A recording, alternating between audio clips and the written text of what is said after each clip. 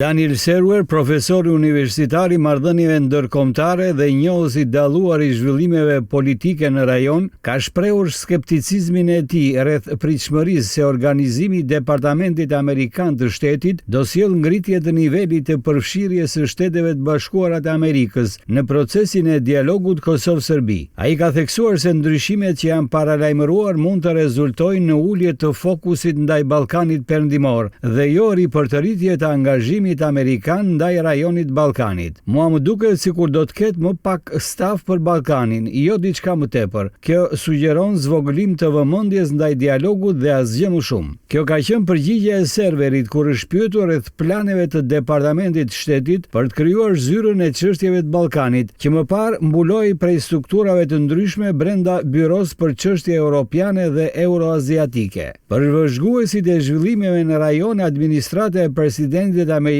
Donald Trump ka treguar pak interes për procesin e normalizimit Prishtinë-Beograd, duke i dhënë një trajt të paqartë dhe kursit të saj ndaj rajonit të Ballkanit Perëndimor. Administrata Trump gjithashtu veç se ka sinjalizuar për mundësinë e shkëputjes së angazhimit diplomatik dhe ushtarak, duke lënë hapësirë për rishikimin e politikave të saj ndaj Ballkanit Perëndimor. Kjo është reflektuar përmes reduktimit të pranisë në terren, mungesës së iniciativave të reja dhe qëndrimit gjithnjë dhe më pasiv ndaj zhvillimeve.